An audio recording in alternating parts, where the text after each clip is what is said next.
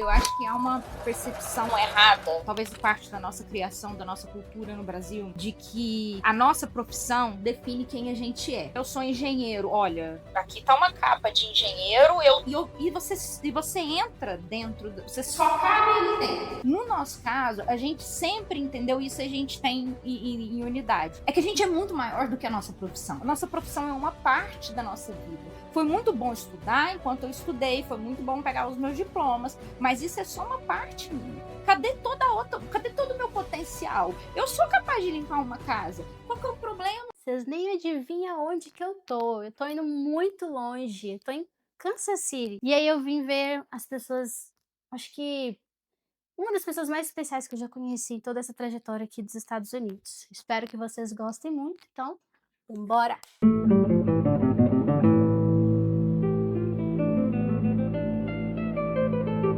E aí, como é que vocês estão? Adivinha onde que eu tô? Tô em Kansas City.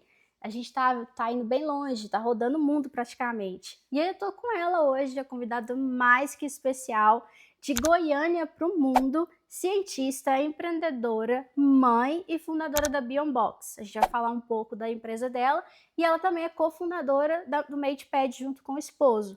Ela transformou a inovação em propósito e está mudando a forma como que a gente olha para a limpeza e sustentabilidade. Senhoras e senhores, Ludmila Vieira, ou para os íntimos, Lud Beyondbox. Lud, muitíssimo obrigada por me receber. Eu Abre que suas agradeço. portas. Um estrogonofe excelente, tá, gente? Por favor, muito obrigada. Não faça essa propaganda. Eu que agradeço seu carinho, ter vindo até nós. Eu expliquei para Ana Paula, a gente está numa fase muito corrida de processos, de lançamento de produto, também na vida pessoal, com os nossos filhos, né? A escola voltou e tudo mais. E eu agradeço muitíssimo a Ana Paula ter vindo aqui, é um prazer recebê-la. Obrigada demais. A gente vai falar muito ainda da Beyondbox, do MadePad, mas eu quero voltar para a Lud criança. Como que foi? Você nasceu em Goiânia e como é que foi o seu projeto? Como é que é a sua linha de tempo? Eu nasci em Goiânia e quando eu tinha ali por volta de uns 3, 4 anos, os meus pais vieram morar nos Estados Unidos, eles moraram em Boston, Massachusetts, e meu irmão nasceu lá, meu irmão mais novo. Depois eles retornaram ao Brasil, para Goiânia, só que eles estavam procurando uma cidade mais tranquila e foram passar um carnaval em Porto Seguro, na Bahia. Cidade tranquila. Né? Em pleno carnaval. E aí se apaixonaram por Porto Seguro e então a gente se mudou. Eu tinha 7 anos na época. Então toda a minha infância e adolescência foi em Porto Seguro, na verdade. Eu só nasci em Goiânia, mas as minhas lembranças de vida, de história de vida, são todas na Bahia. Nem o sotaque da Bahia eu carrego, porque eu carrego o sotaque dos meus pais, né, de Goiânia. Então eu cresci em Porto Seguro. E aí, tem alguma lembrança que quando você volta, você ficou lá até quantos anos? Até os 17. 17. E o que quando você fecha o olho, o que assim, a primeira coisa que te vem, que te remete à sua infância? Praia, porque os meus pais, eles tinham aquele passeio de banana boat na praia. Essa era a profissão da família. A gente ajudava eles nisso. Eu vendia passeio de banana e os meus irmãos também. Então, a minha irmã ajudava a minha mãe a receber o dinheiro, o meu irmão ajudava o meu pai na lancha para subir as pessoas quando elas caíam e eu vendia o passeio. Então, era um negócio familiar. E a minha infância foi na praia. A gente estava o dia todo no mar. Claro, quando era época de escola, a gente ia para a escola. No Brasil, diferentemente aqui dos Estados Unidos, não é integral, né? Então, a gente saía da escola, almoçava e voltava para a praia. E ia para a praia para encontrar os meus pais. Então, a praia é minha doce lembrança da infância em Porto Seguro. Foi toda na praia. Que legal. Eu amo bananão. Bom, em Minas a gente chama de bananão. Quando você era criança, você já tinha esse sentimento, você via que você tinha algo de diferente. aquela coisa, sou cientista, já quero ser cientista, ou você queria ser astronauta, veterinária, professora? Não, eu sempre tive isso, eu sempre, não vou te dizer cientista, não, talvez não seja um sonho de infância, mas eu sempre tive esse desejo, e sempre foi da minha personalidade, querer trazer uma contribuição para o mundo, sempre, não, talvez tenha sido uma coisa trabalhada pelos meus pais, talvez tenha sido parte da minha educação, mas eu acho que tem muito a ver com a minha personalidade. A vida é muito passageira, a gente está aqui temporariamente, e o que a gente vai deixar de contribuição para esse mundo? Eu não quero só passar por aqui, o que eu posso ajudar a agregar? Então, eu queria... os meus pais sempre prezaram muito pela educação, a gente tinha, desde pequeno, eles não fizeram faculdade, então eles tinham dentro deles aquele desejo de que a gente fizesse faculdade, que a gente estudasse. Eu não sou de família rica, né? A minha família sempre precisou trabalhar para ter as coisas, então, e a gente ajudando os nossos pais, então a gente via no estudo uma forma de ascensão social.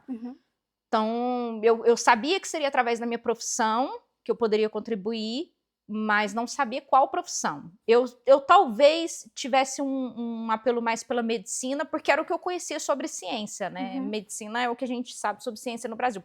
Estou falando de quase 30 e poucos anos atrás, então não tinha nenhum contato com pesquisa. A biomedicina é nova, não é? Então, eu não sou biomédica, eu sou microbiologista. Então, desculpa. não, porque é muito difícil explicar meu curso. É o seguinte, na UFRJ é o único curso que tem no Brasil é uma graduação de microbiologia e imunologia.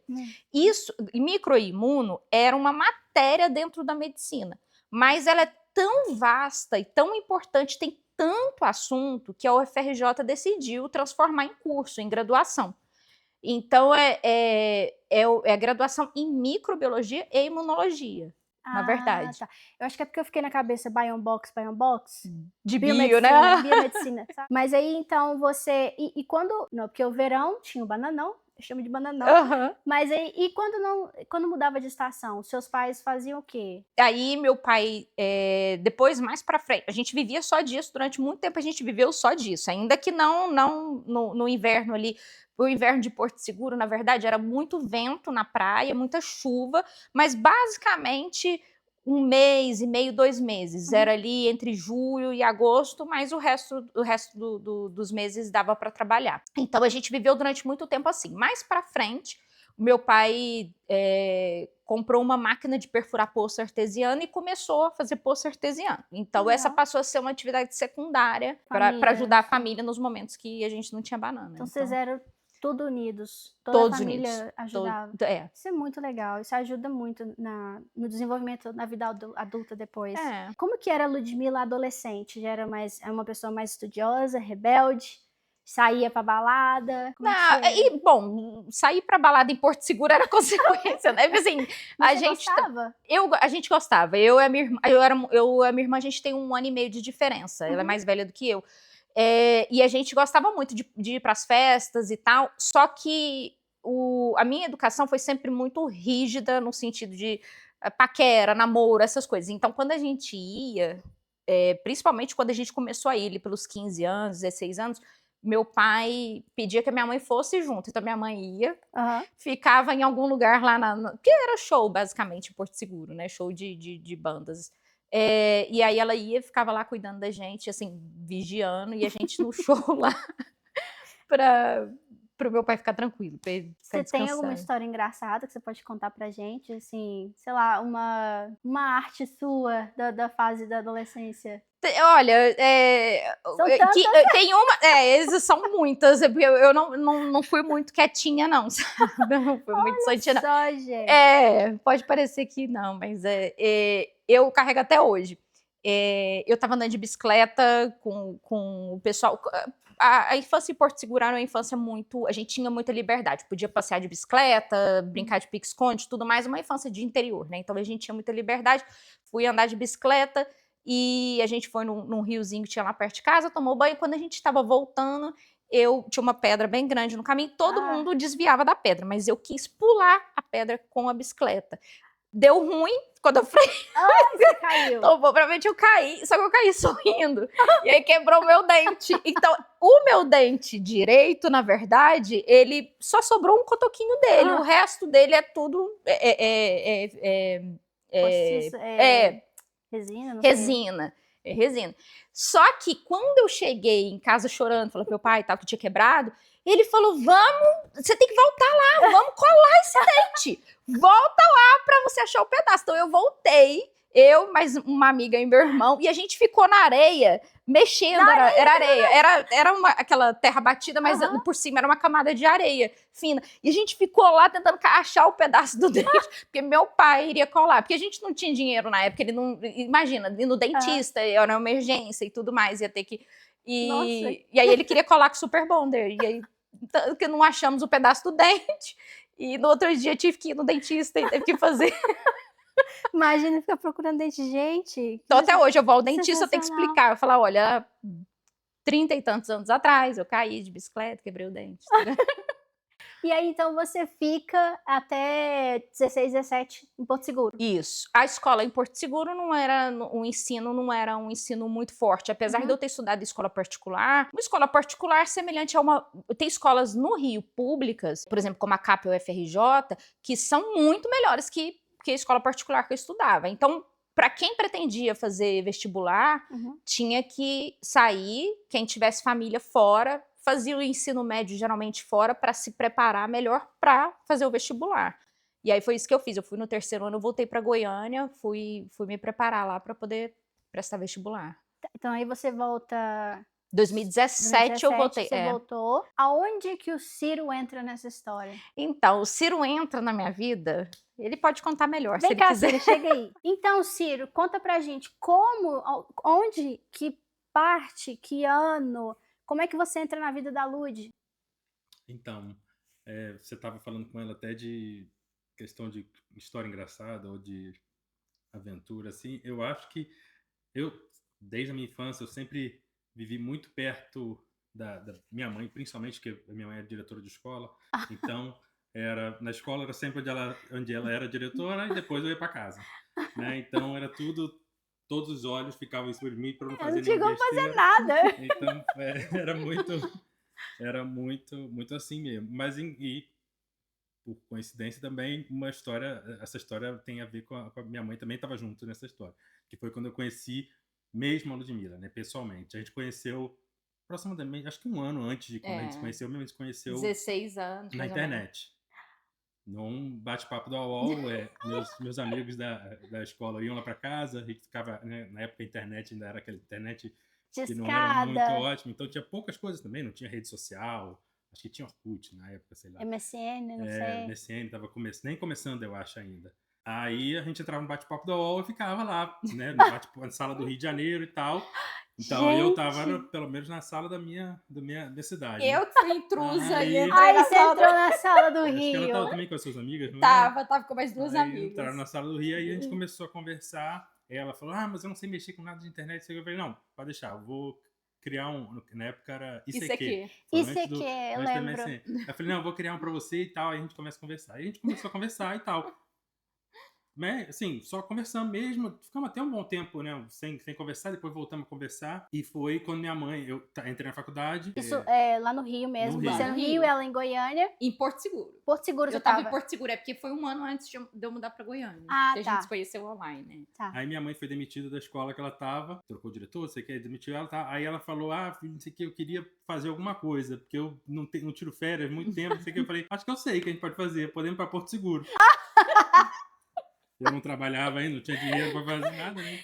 Matou o coelho com duas cajadas. Não, dois coelhos com uma cajadada só. Aí fomos pra Porto Seguro. Também, assim, na coragem, a gente só alugamos uma pousada em Arraial da Ajuda, que é, né, parte de Porto Seguro, né? Aí foi assim que eu conheci que legal. Ludmilla pessoalmente. Minha mãe tava junto também. Mas aí me conta, não, Lud, e como é que foi esse encontro? Como é que você... Cara, porque você vê uma pessoa conversar, né, online, e aí não te deu medo? Ana Paula, isso causou um sério problema na minha família, problema pessoal. Por quê? A gente fala de internet hoje, a gente esquece de quando a internet começou. A gente tá falando de um tempo em que era o começo, bate-papo da UOL. A gente tá falando de uma coisa assim. Lá, pros meus Primórdios, pais, praticamente. era a coisa mais estranha do mundo. Você Imagina. conversar com uma pessoa que você nunca viu na vida e você conhecer essa pessoa pessoalmente. Mas a adolescência, os hormônios Tem à medo flor de da nada, pele, né? a gente Vive na né, adrenalina. na adrenalina, aventureiros e tal. E quando eu disse pro meu pai que o Ciro iria, eu disse pra minha mãe, isso causou um sério problema dentro de casa, porque os meus pais temiam muito pela minha segurança. Que é isso? Da onde que vem esse camarada? Da onde você conheceu e tudo mais. Eu me lembro que eu e minha irmã, a gente tinha ganhado um celular tijolão, aqueles da época, pra poder, quando a gente fosse pra Goiânia, porque minha irmã, na verdade, já morava em Goiânia pra estudar, pra que eles pudessem se comunicar com a gente melhor. E aí eu trocando mensagens com o Ciro e tudo, meu pai pegou o celular na minha frente, assim, jogou no chão, destruiu, falou: pode cortar esse contato hoje. Não quero saber de você conversando com esse cara, nunca vi, não sei quem é. Mas aí o Ciro foi com a mãe dele, e isso virou motivo de zoação, né, da minha galera e da galera dele, que, tipo, viajam com a mãe pra visitar da menina que nem conhece. que nem conhece, pra ficar com a menina e tudo, tá levando a mãe. Mas era a maneira que ele encontrou, foi a maneira que ele encontrou pra poder me ver. E isso acabou trazendo uma certa segurança pros meus pais, porque Sim. não era ele sozinho que tava Trouxe indo a me mãe. ver, ele trouxe a mãe, né? Você tá conhecendo a mãe do cara e tudo mais. E ela é diretora de escola e tudo, eles puderam. Trouxe a reputação com ele, vamos Sim. dizer assim. Então facilitou, ajudou. Hoje eu entendo a posição dos meus pais, é claro, eu tenho filhos, adolescentes e a gente sabe os perigos que é, só que eu tô falando de um tempo de internet que a gente não... Hoje em dia é bem pior. Bom, E adolescente, tem muito adolescente que foge nessa coisa, né, de encontrar e de... Nunca passou pela nossa cabeça fazer nenhuma loucura, de a gente sempre quis mas convencer. na inocência, né? Só se conhecer mesmo. Legal. E aí depois, então, vocês continuaram. Você voltou pro Rio. E pra onde que você foi? Aí eu passei a ir sempre que dava, tipo, tinha férias, né? Então, nisso foi em janeiro, primeira vez. Aí depois voltei pro Rio. Logo depois, eu acho, foi no meio do ano? Não, foi antes, foi Goiânia, né? Foi pra Goiânia. Eu acho que teve um feriado, uma coisa assim, Páscoa, se não me engano. Ele foi me visitar aí em eu fui em Goiânia. Goiânia, porque ela foi pra Goiânia. Aí ela tava com a mãe dela também. Aí gerou também um pouco de estresse com a minha família em Goiânia, porque ninguém conhecia, também o camarada novo, aquela história toda, né? Na época era de ônibus, né? Não tinha dinheiro de avião, não. Então era de ônibus, era São Geraldo, Jesus! 18 horas pra cá, 18 horas pra lá. Então, aí foi pra Goiânia, mesmo. aí depois fui pra Porto Seguro no meio do ano. Então, sempre que dava, eu ia, né? Porque, lógico, porque pra ela vir sozinha, ir pro Rio sozinha, não tinha condição. Até que teve uma vez que você foi com a sua irmã. Eu fui com a minha irmã mais tarde, eu visitei ele, a gente foi visitar ele no Rio, e aí meu pai finalmente deixou, mas tinha que ser com a minha irmã. Isso ela já tava, logo depois também, ela já foi pra Goiânia mudar. Aí ela também ia passar as férias no Porto e ia também pra Porto. Então ficou meio que assim por se ajeitando. 2 anos. Foi uns 2 anos assim, se vendo à distância. E a gente sofria muito, porque a gente queria estar junto, mas eu tava naquela fase de transição, eu não passei no vestibular, tinha que fazer cursinho, e ele já tinha entrado na faculdade, então a gente ficou se vendo... era muito sofrido, né? Nossa, muito ruim. Mas é muito bonitinha a história. Que legal que deu certo e continuou também, né? É uma história muito boa pra contar pros filhos, netos, tataranetos, todo mundo. Então aí você vai pra Goiânia, você faz o vestibular lá. Ciro tá no Rio, já entrou na faculdade. Tá na faculdade. Faculdade de que você entrou? Eu fazia Engenharia de Controle e Automação, na PUC do Rio. Misericórdia. Era também mais ou menos como o da Lu, porque eu primeiro não sabia o que eu queria fazer, aí eu decidi, quero fazer robótica, né? O nome né, famoso era robótica, mecatrônica, não sei o que. Tipo, decidi o curso, eu queria fazer coisa nessa área, porque juntava software que eu gostava com parte de robô e tal, que eu gostava também. Aí procurei, tinha no Rio, na PUC, não tinha ainda nas universidades públicas do Rio, e tinha na USP. Aí eu falei, não, vou tentar. Primeiro que naquela época a gente fazia vestibular para tudo quanto é lugar, né? Saía então, tirando onde acertasse, a gente ia. Fiz vestibular para a UERJ, né, no Rio, fiz vestibular para a UFRJ no Rio, as primeiras fases, né, que eram várias fases. Fiz para a PUC também, naquele, assim, eu não tinha a mínima condição. A PUC na época era, vamos dizer, R$1.000 na época. Agora, né, Mas na Muito época, mais mas que já isso. era Muita muito. coisa. Para mim, né? Para o nosso perfil lá, já era muito. Mas eu fiz o vestibular e estava estudando fazer para a USP também. Só que para a USP, por mais que fosse de graça, tinha todo o custo, não tinha nada em São Paulo, tinha todo o custo A lá. logística de Aí se eu falei, não, mudar, né? vou fazer vestibular para as outras faculdades, vou tentar o da PUC. Se eu passar no da PUC e conseguir alguma coisa lá, eu faço. Se não, vou fazer outro curso e tento, né, achar alguma Dá coisa um jeito, né? que Ver o eu que goste e tal. consegue. Aí passei para PUC. Uhum. E aí quando passei para PUC, nem fiz as outras fases dos outros vestibulares. Como é que vai fazer? Não faço a mínima ideia. Porque até para fazer matrícula você tem Tinha que que pagar. pagar. É um Aí absurdo, cheguei né? lá, fui no departamento de. O pessoal que dá bolsa, Assistência né? para De assistência. estudante. Cheguei, ó, não tenho Pra condição de bolsa, né? pagar e tal, mas eu preciso fazer a matrícula. Eles, não, tá bom. Eles me deram uma carta, uma coisa assim, que só permitia eu fazer a matrícula e agendava uma entrevista com um assistente social e tal para avaliar, né, a situação da família e tal, e definir se ia dar uma bolsa e tal, não. Aí fiz a matrícula e comecei a estudar. Depois de uns meses agendaram a entrevista, tal. Eu levei tudo, meu pai e minha mãe, mostrei que não tinha condição mesmo. Aí eu recebi uma bolsa na época, acho que era 80%. Então eu pagava R$200. Nossa, que maravilha. Aí não, tá ótimo, vamos dar o tempo de fazer. E também botou retroativo, né, aos meses que eu não estava Essa é pagando. engenharia de automação na Engenharia de PUC. controle de automação na Controle PUC. de Então eu automação, pagava ok. R$200. Comecei fazendo. E esse curso, assim como o meu, você falou, né? Só tinha Só na tinha lá. USP, só tinha. Depois foi ter na UFRJ, no ano seguinte ou 2 anos. Fui Tinha que ser na fazendo, PUC. depois até reavaliaram minha bolsa, botaram para 20%. Eu falei, não, mas eu não tenho condição, não sei o quê. Aí fiz outra entrevista, botaram acho que para 60%, mas aí junto com isso eu consegui um Trabalho. emprego, né, lá na própria faculdade, tipo um estágio, uma coisa assim, num laboratório lá. Aí comecei a trabalhar lá, então compensou o resto da bolsa, eu fiquei com bolsa integral, mas trabalhando. Tal, até que foi um laboratório que depois eu até fiz mestrado, não terminei o mestrado, mas fiz o mestrado nesse laboratório, então ganhava um dinheiro, foi o que ajudou também na frente lá na gente, até eu conseguir meu primeiro emprego mesmo, eu estava lá, então foi tudo assim, sabe?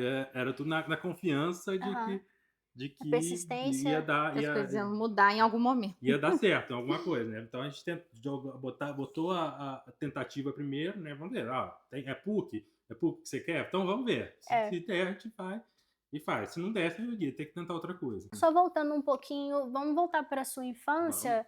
Você nasceu no Rio, Nasci no Rio, Carioca da Gema. nasci em Marechal Hermes, no Rio, e vivi até 2013 no Rio. Então 30 anos no Rio, sou de 83.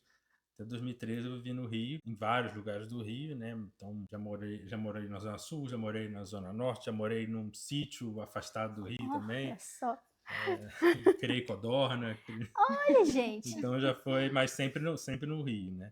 Foi até 2013, foi 2007 que a Lu mudou lá com a gente, e ela e o irmão dela, no caso. 2007. 2007, não foi? 2007 que eu mudei pro Rio. E aí você viveu muito tempo no Rio, e como que é o Ciro? Como é que era o Ciro criança? O Ciro era... Porque assim, pode até ser um preconceito.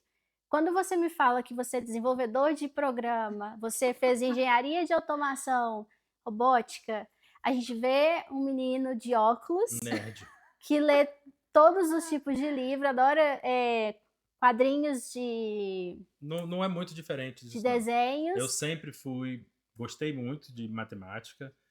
Sempre... Tá, deixa eu fazer um pequeno corte aqui. O Ciro não lê, tá? Ele nunca leu um livro na vida. Aliás, ele tem um livro, o único livro que o Ciro leu na vida, que é o Evangelho segundo os Simpsons, que ele mesmo comprou, que ele ficou muito curioso. Mas ele nunca leu livros, ele não lê. Não, eu nunca gostei de ler, nem de escrever. Sério? Inclusive na escola.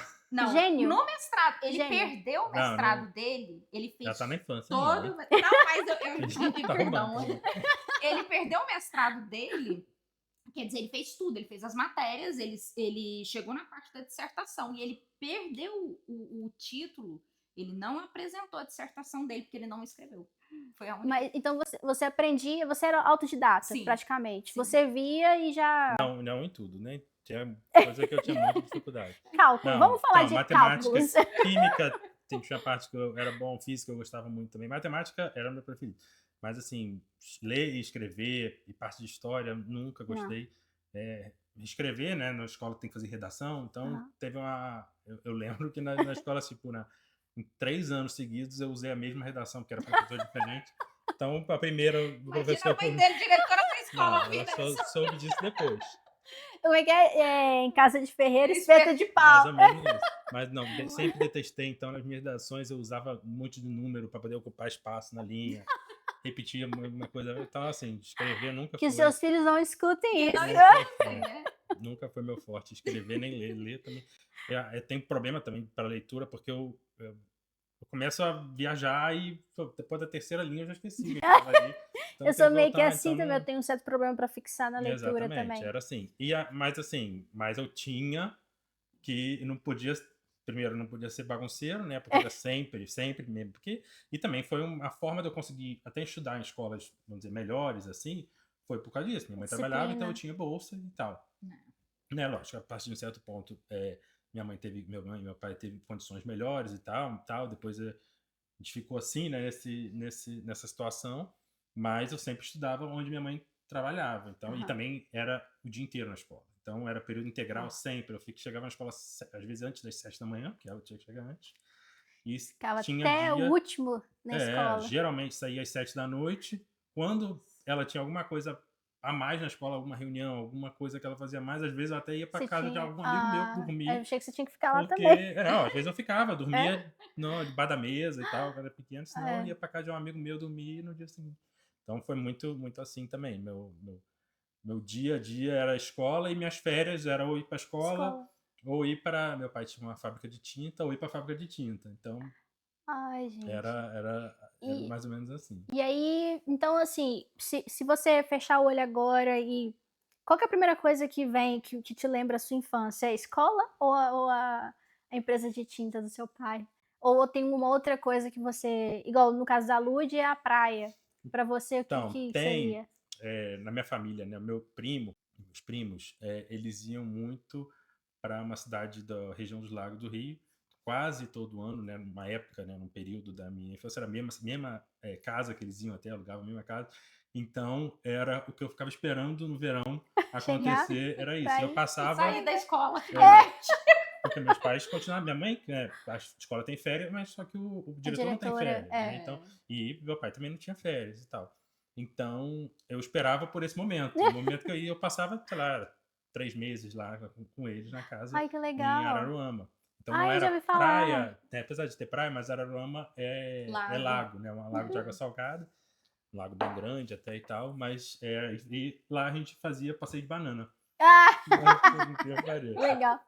Que Mas legal. era minha infância mesmo, era isso, né? Porque meus pais também eram separados, né? A partir dos meus 6 anos, então nem meus finais de semana era muito assim, era final de semana do pai, final de semana da mãe. Então eu ia onde eles tinham que ir. Tinha Meu que pai ir. fazia as coisas de pai lá, ia para o clube para, sei lá, jogar baralho, ou então futebol, ou então minha mãe tinha ou era coisa de igreja ou era coisa de família, então eu também Essa transição. saía muito pouco, né? Fazia as coisas independente dele, porque tinha que ir. Meu pai só me via cada 15 dias, então tinha que estar com ele, assim, tal, mais ou menos. Só depois que, a partir do meu, acho que 15 anos, né? Quando eu entrei no segundo grau na época, né?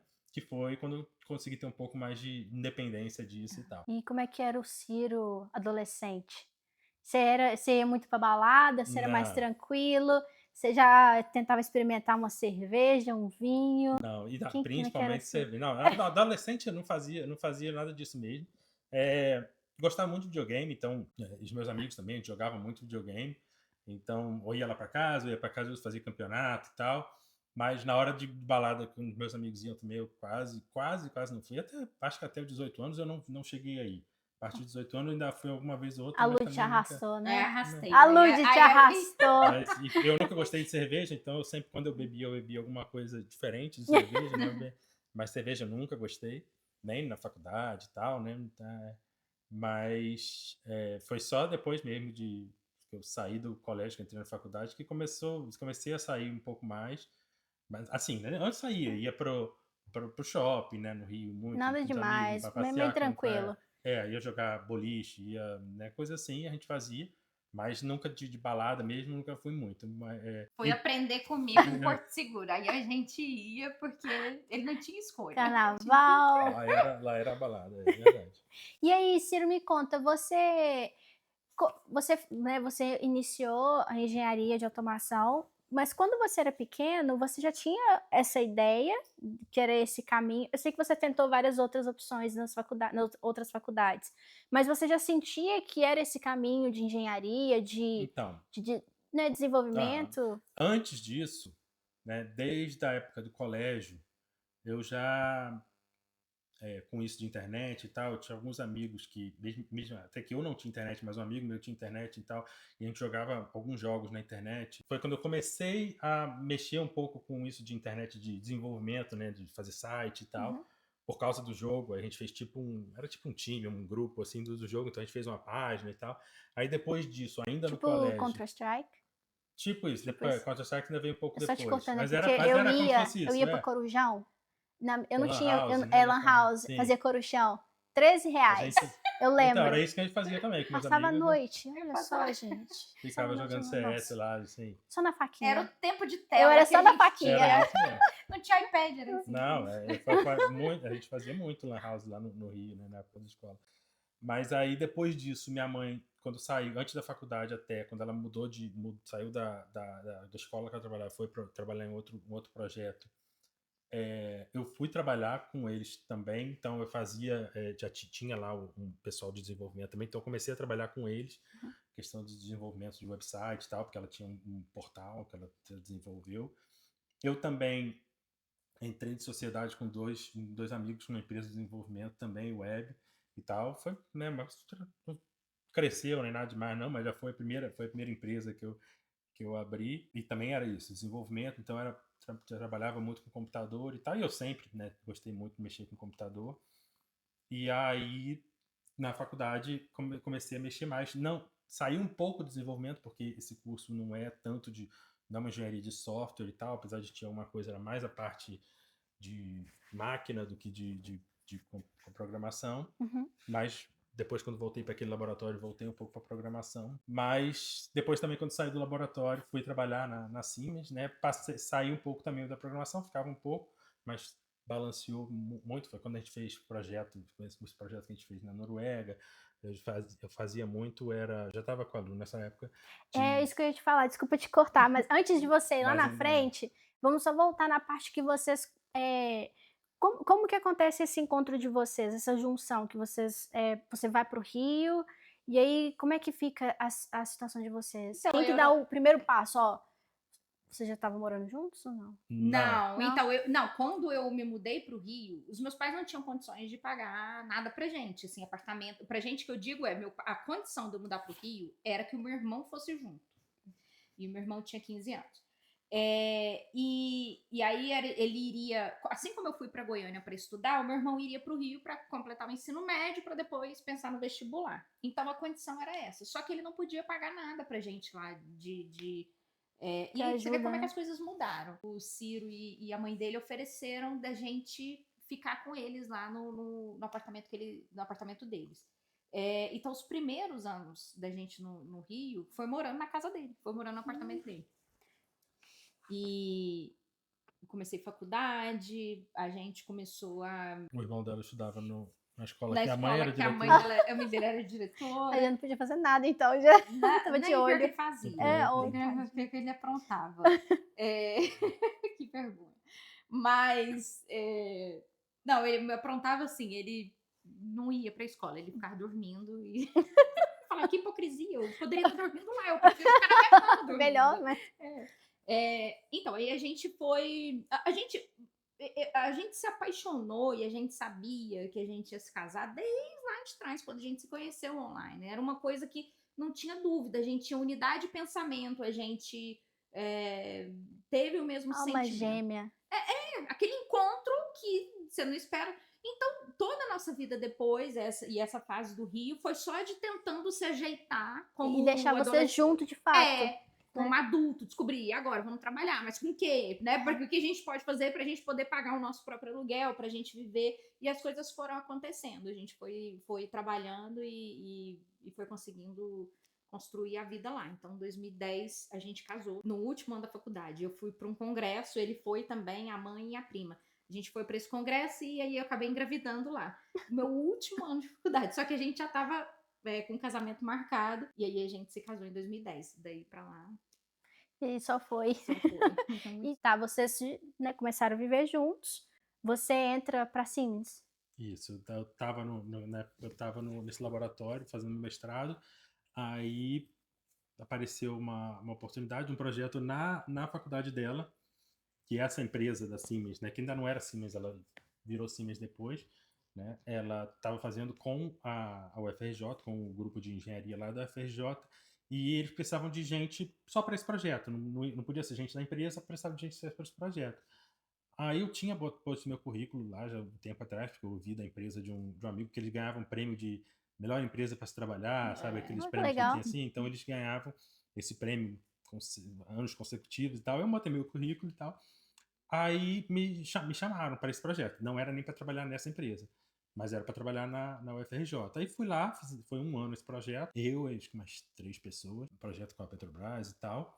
Aí depois dos projetos eles me chamaram para trabalhar com eles, né? Eu trabalhava na área de P&D, na área de pesquisa e desenvolvimento lá. Nossa, que Aí legal. lá a gente fez vários projetos legais, fizemos esse projeto na Noruega, fizemos um projeto de coisa submarina, de botar um equipamento perto de tanque de perfuração de petróleo e tal, para monitorar a plataforma.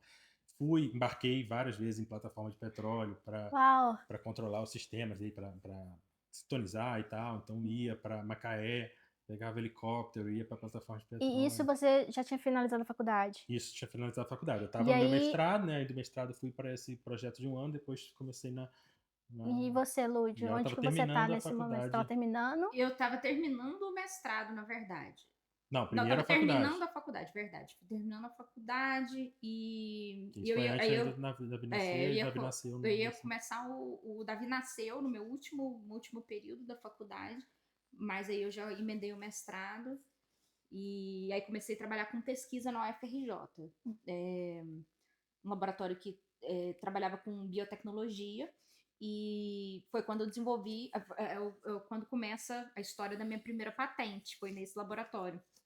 O projeto de pesquisa, igual tem pesticida, sabe, pesticida para plantação, que você joga. Esse projeto era de um biopesticida. Então é um pesticida verde. Na verdade, você usa bactéria para matar fungo. Então, ao invés de usar produto químico, tóxico, na verdade você usa, porque bactéria pode produzir metabólitos secundários, que a gente chama que é enzima, outras coisas, né? Então, essas bactérias com as quais eu trabalhava eram capazes de matar determinados fungos. Então, eu desenvolvi um produto, né? Eram pequenas bolinhas, você jogava em plantação de amendoim e ela matava os fungos. Então, essa foi a patente como resultado do meu mestrado, né? Uma curiosidade, como é que é para você fazer uma patente? Quais que são os processos? E mais ou menos varia muito o tempo ou tem uma... Não, você pode generalizar? Bastante tempo. A UFRJ ela tem um escritório de inovação. Esse escritório de inovação tem advogados e tem pessoas que preparam a patente, que escrevem tudo, porque o escritório trabalha para os laboratórios, né, da faculdade e tudo mais. Eu não participei ativamente do processo de patente, porque uma vez que o meu orientador decidiu aplicar para a patente, a única coisa era só oferecer a parte de documentação, né, do projeto, e aí o escritório que assume a responsabilidade disso. Mas demorou 1 ano e 8 meses, qualquer coisa assim. E na parte biomédica, acho que é mais...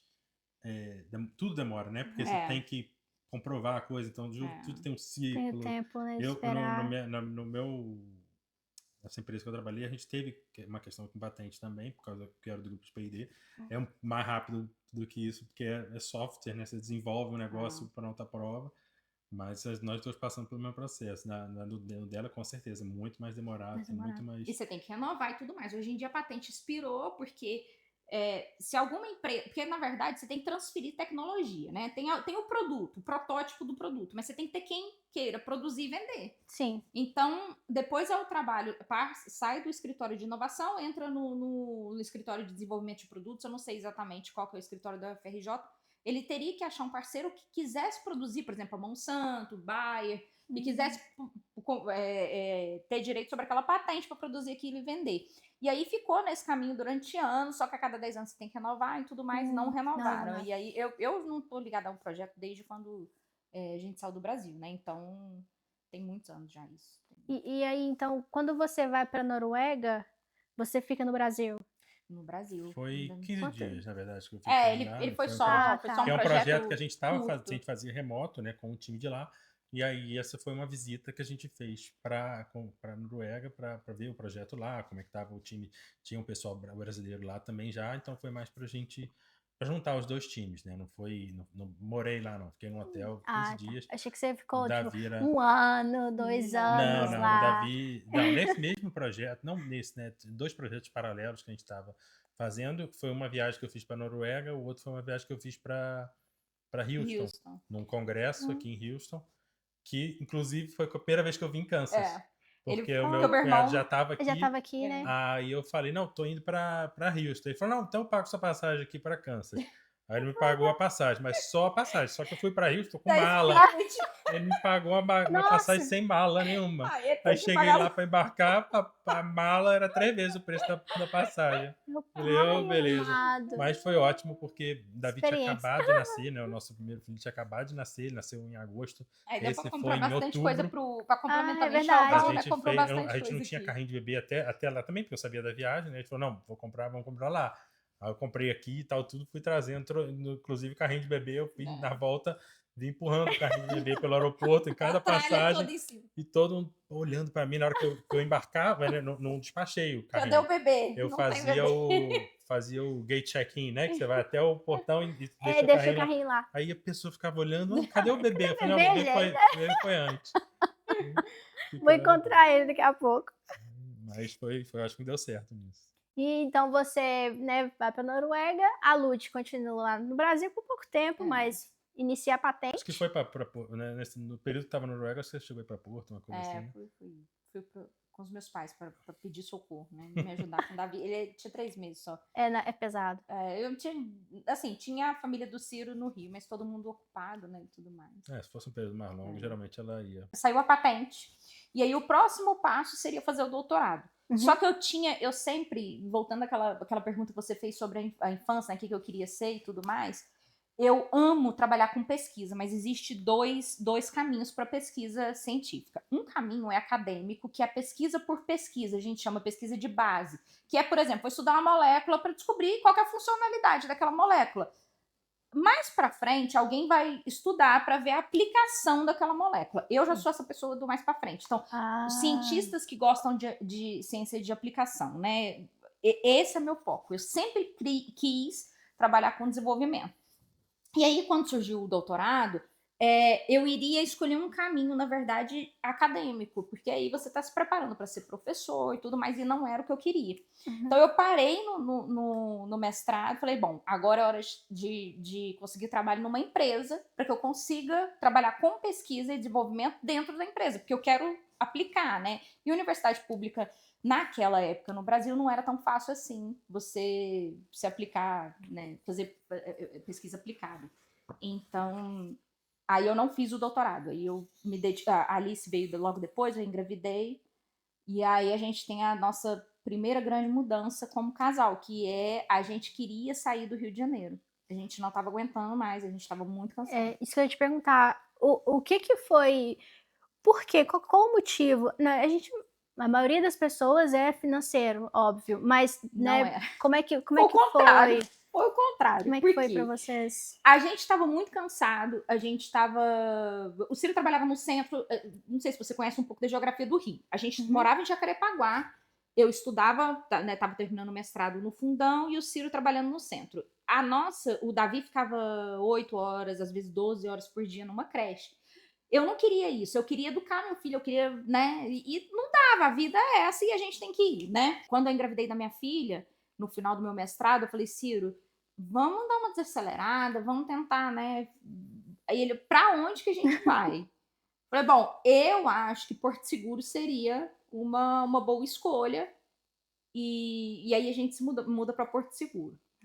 Então, antes dos Estados Unidos, a gente passou 2 anos em Porto Seguro. E foi uma fase em que a gente ganhou em qualidade de vida, que era o que a gente queria, mas em termos financeiros não foi bom. Mas como é que vocês fizeram? Porque você tinha o trabalho lá, você tava Eu trabalhava nessa empresa, na na Siemens. Siemens, isso. Aí eu pedi Pediu demissão. demissão. Acredita? A gente vendeu a nossa casa, né, que a gente Ah. tinha acabado de comprar, sei lá, tinha 2 anos. Tava pagando ainda, lógico. E fomos. Com tudo. Botamos as coisas que davam no caminhão, o resto dentro do carro, nosso foi filho, embora. o cachorro, e fomos pra E aí, Bahia. qual que era a nossa ideia na Bahia? Minha irmã, nutricionista, ela tinha um projeto, na época, sabe aquelas marmitinhas saudáveis, de comida saudáveis e tudo? Ela tava fazendo isso, tava funcionando bem e tudo mais, e ela falou, Lu, tô precisando expandir, fazer uma reforma em cozinha, morava na casa da minha mãe, e tudo mais, e aí eu falei, bom, eu posso ajudar financeiramente, eu entro como sócia, e a gente começou esse negócio, e o Ciro começou um negócio de controle e automação residencial, porque Trancoso tem bastante casas, né, de veraneio, de pessoas que têm uma boa situação financeira e tudo mais, e seria o foco ele fazer automação industrial para esse tipo de residência. Se não tinha experiência, mas foi atrás de curso, se profissionalizou, Fui pra BH. se certificou. Fui pra BH fazer um curso lá, fui em Brasília, fui em São Paulo.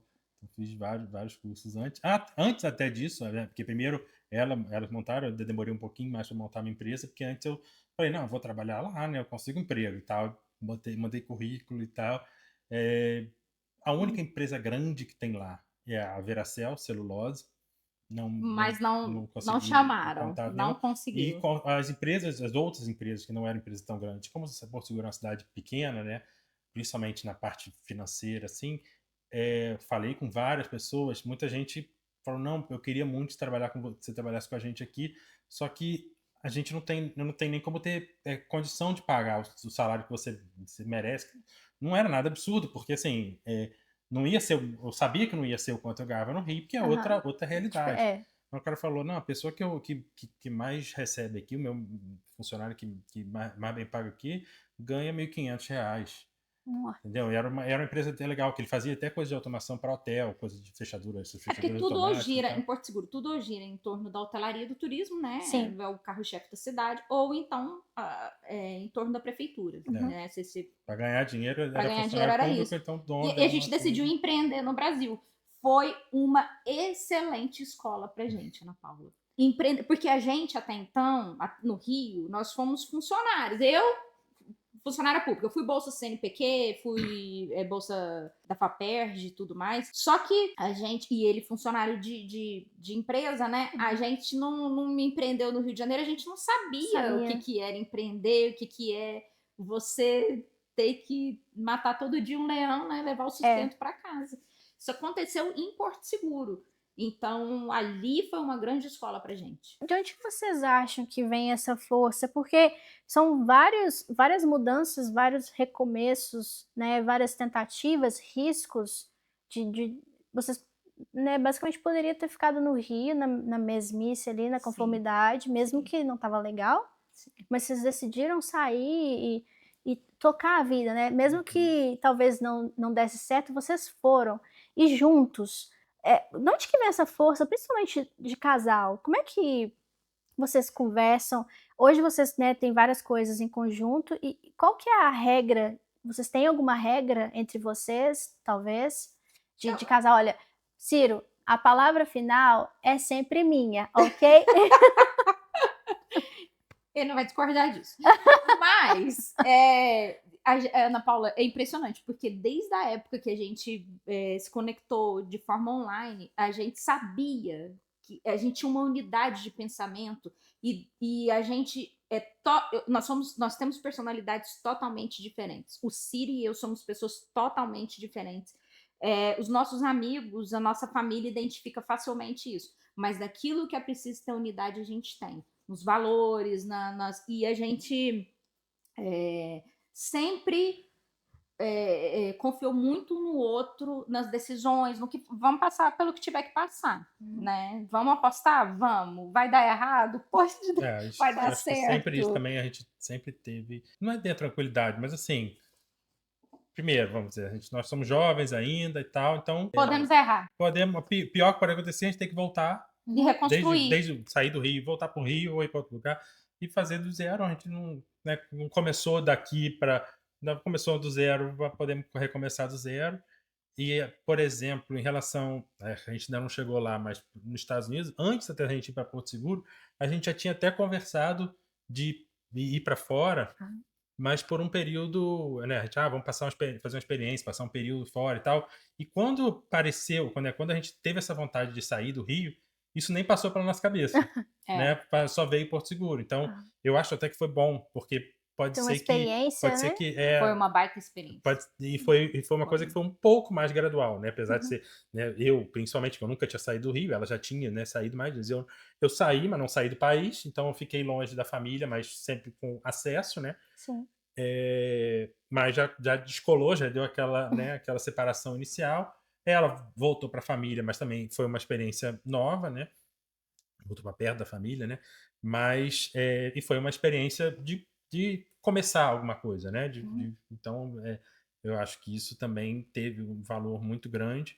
A gente, antes até de ir para Porto Seguro, a gente quase foi para outros 2 países, porque eu fui para esse projeto na Noruega, voltei da Noruega apaixonado, falando para nossa, é maravilhoso e tal. 20 quilos. E eu falei, vamos, pode Aí eu aplicar lá. encontrei, através de um amigo que tava lá, que morava lá, entrei em contato com uma headhunter, né, um pessoal de RH, que me indicou uma empresa lá na Noruega. Eu fiz a entrevista toda, fui entrevistado, fiz teste com um monte de gente. Prepara toda a papelada, Os traduziu caras tudo. Você fala em inglês? Fala inglês, me pediram para traduzir todos os meus documentos. O cara falou, não, agora é só parte burocrática, não sei o que. Eu entreguei tudo.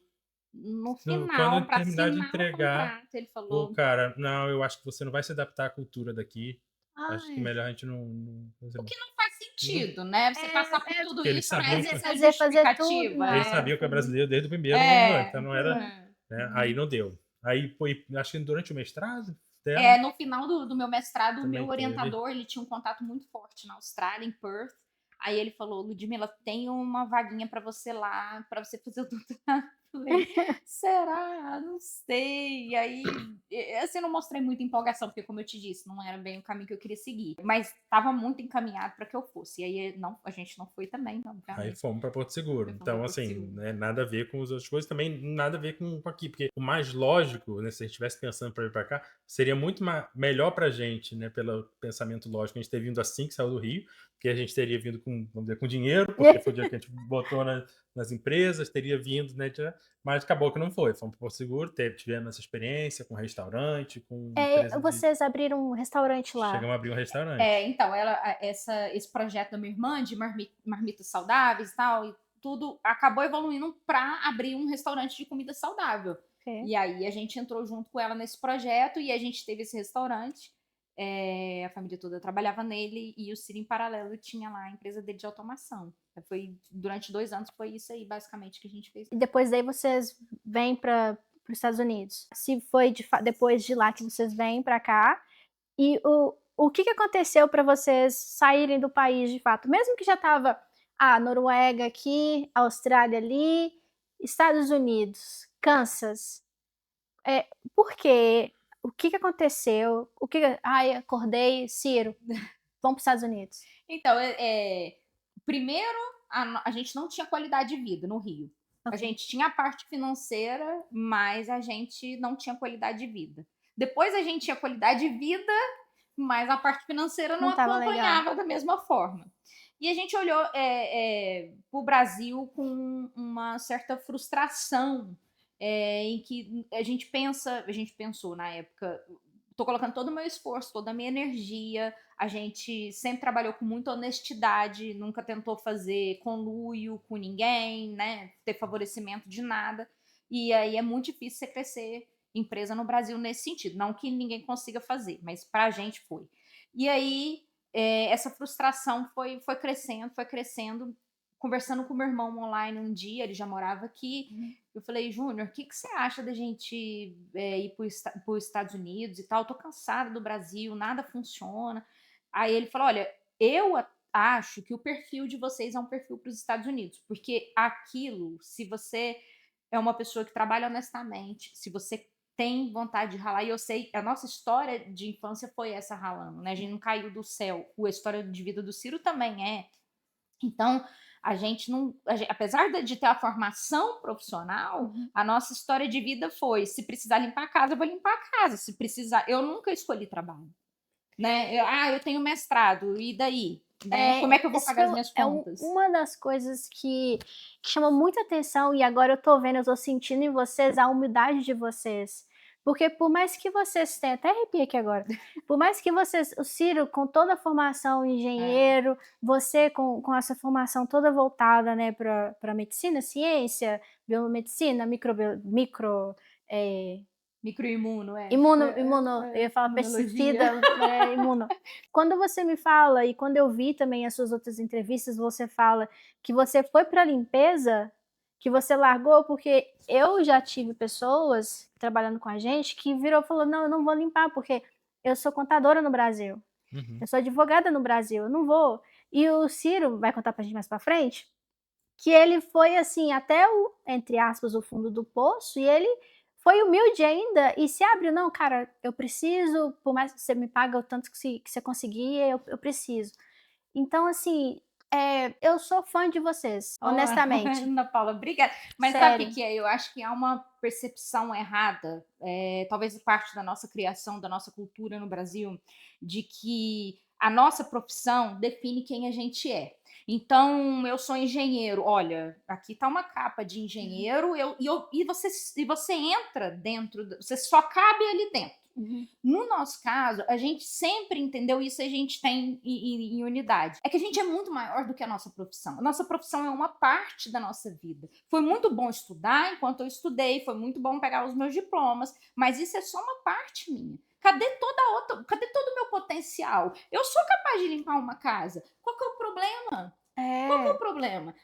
É um serviço, e eu acho muito digno, isso é uma coisa que eu falo, e não é uma hipocrisia, porque eu já limpei casa, então não tô te falando para você fazer e ter orgulho do que você faz, porque eu fazia com muito orgulho.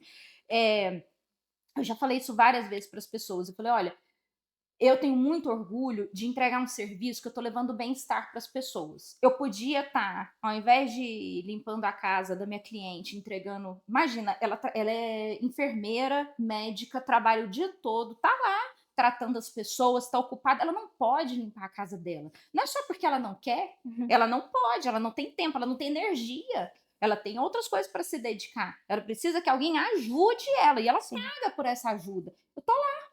Eu posso fazer melhor. Qual que é o problema? Não, Ludmila, então você viveria de faxina pelo resto da vida? Se fosse preciso, sim. Não foi preciso. Eu encontrei outros caminhos opções. Dentro da Chegou minha. Para você também. Né? As coisas se abriram de outra forma. Mas isso não quer dizer que se essa fosse a única forma, não teria sido, né? Então, a gente tem que parar com esse estigma, né? Tirar esse estigma de que a gente é só o que a nossa profissão. E aí você se reduz aquilo ali. E aí você se enfia dentro daquele mundinho ali, não, aí que é humilhante. Não, eu não vou fazer isso. Gente, a gente tem que pagar a conta, a gente tem filho para criar. E Tem que dar eu cara a trabalho tapa. honesto. Você não sabe. Vamos supor, você vai limpar a casa de alguém ali, essa pessoa pode te ajudar como ajudaram vocês, né? Várias outras pessoas. Você tem que tentar aquela coisa. Deus ajuda, mas você tem que levantar da cama também.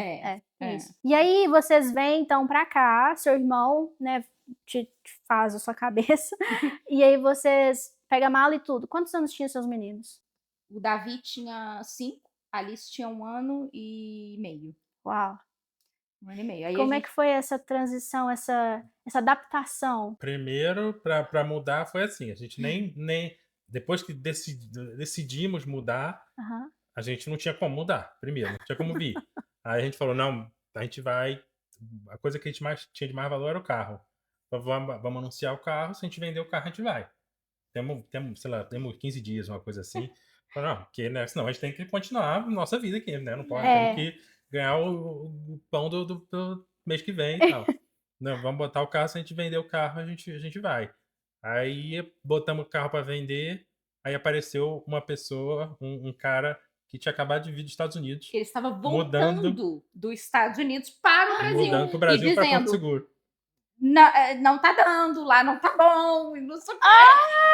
Voltando de E Miami. a se não me gente engano. querendo ir, né? Querendo vir. Nossa. E ele voltando. E aí a gente vendendo o carro pra essa pessoa. Imagina, a gente. Oh, meu Aquele, Deus. será que é isso mesmo? Mas aí ele comprou o carro, aí a gente botou o resto das coisas para vender E vendeu muito rápido. e vendeu muito rápido e veio. E assim, Mas a né, gente só veio com com visto de turista, turista. né? Com muita gente, inclusive eu. Vieram Viemos com visto visto de turista, turista. Aí consultamos um advogado de imigração. chegando aqui. Aqui, quando chegamos, e ele falou: olha, tem basicamente 2 caminhos para vocês. Ou você aplica pro Green Card através do seu irmão familiar.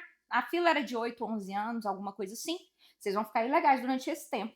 Ou então, vocês mudam para o Canadá, arrumam uma empresa lá. Vocês têm currículo bom, vocês vão arrumar uma empresa, vai aplicar lá para residência e depois vocês tentam alguma coisa nos Estados Unidos e muda para cá.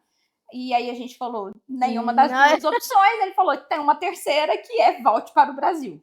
Também não é uma opção. E aí a gente saiu de lá arrasados, assim, o que a gente vai fazer? A gente tinha, nesse tempo, quando a gente consultou, a gente tinha uns 5 meses só, até vencer o visto, o que a gente vai fazer, o que vai fazer. E aí é quando acontece o grande milagre da nossa vida. Antes desse pulo do gato aí, nesse momento que vocês estão aí, sai do advogado, né? Eu imagino que vocês estão bem para baixo. Quem que dava mais força? Quem que era o mais... Não, vai dar certo, vai, vamos. Ai, não, quem que dava mais força pro outro? Então, assim, Ana Paula, eu sou a rainha do pessimismo. A minha vida eu penso que tudo vai dar errado. Só que Deus teve misericórdia de mim e me deu um marido que é totalmente o oposto e ele é 100% positivo. E tudo pro Ciro não, pode ficar tranquilo, vai dar tudo certo. Então, assim, eu sou a que pensa na catástrofe. Eu falava, não tem jeito, a gente não tem solução, aí não sei o que. E o Ciro falava, calma, vai dar, eu aplico. Eu falei, Ciro, mas ele acabou de falar, nenhuma empresa vai querer, como assim? E ele falava, vai, também, eu vou aplicar, vai dar certo. E também é a mesma coisa, que a gente veio com visto turista tem 6 meses, né, que eles te dão. Né? Então eu falei, não, até 6 meses, primeiro passo é chegar até os 6 meses.